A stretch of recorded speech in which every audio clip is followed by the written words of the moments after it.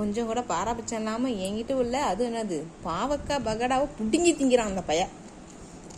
திண்டு இருந்தேன், கையில் ஒரு அடி அடித்து கேட்டு வாங்கி திங்கிறான். பூனை பாவக்காய் திண்டு நான் இப்போ தான் பார்க்குறேன். டேய் நல்லா இருக்கடா, வாய் எடுக்காமல் திங்கிறான்ப்பா. டேய் பாவக்காய் பகடாதா, அது கசக்க போகுதுடா.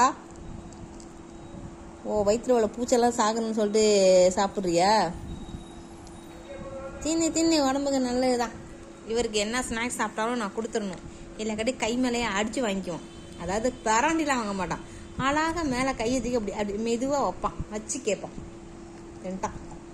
தின்ட்டியடா போதுமா? கையை விட்டு வேற எடுத்தும்பாரு. அந்த இடுக்கில் உள்ளதெல்லாம் இருக்குது, அதில் எப்படி நான் எடுத்துறவா இரு. இந்தா எடுத்து போட்டேன். இடுக்கில் விழுந்துருச்சு, இந்தாங்க தின்னுங்க. தட்டை க்ளீன் பண்ணிடணும் சரியா? ஒரு பீஸு கூட கிடக்கக்கூடாது, அதில் சுத்தமாக நக்கி கொடுத்துடணும். எல்லாத்தையும் தின்று. நீ குட்டு பைடா. நம்ம கோல்டுனா கோல்டு தான், தங்கம்னா தங்கம் தாயா.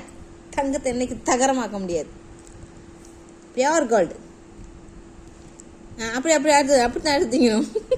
இப்படி கையை விட்டு எடுத்தீங்கன்னு எப்படி தீங்கணும்? செஞ்சு கம்மி எல்லாருக்கும் எப்படி சாப்பிட்ணும்?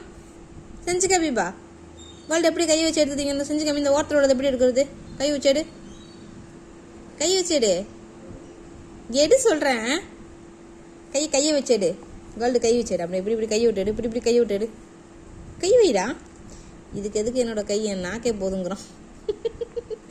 கையெல்லாம் தேவையில்லாமல் விடக்கூடாது. அழைக்கு பிள்ளை. சரி சாப்பிடு. முடிஞ்சா அவ்வளோதானே?